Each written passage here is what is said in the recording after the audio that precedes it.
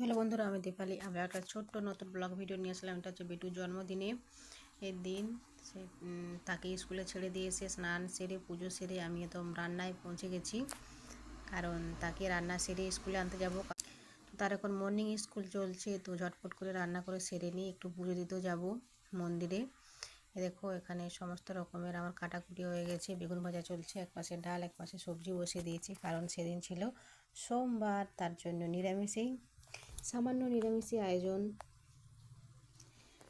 তো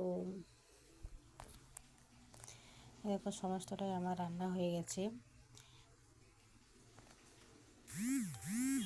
এখানে বড়ি দিয়ে শাক ভাজা, পটল ভাজা, বেগুন, আলু, আমের চাটনি।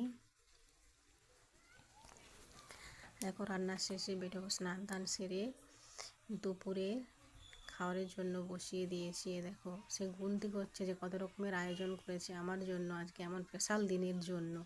সে তো খুব খুব খুশি, তাকে পেট ভরে খাবো, মন ভরে খাবো। কষ্ট করাটা আমার সত্যি সার্থক হয়েছে তাকে দিয়ে, তার মুখের হাসি দেখে। এই দেখো খাওয়ার আগে সে লিচু খেতে ব্যস্ত। এটা হচ্ছে সন্ধেবেলা তার বন্ধুদের সাথে মুহূর্ত, আর এখন সন্ধেবেলায় খাওয়া দাওয়া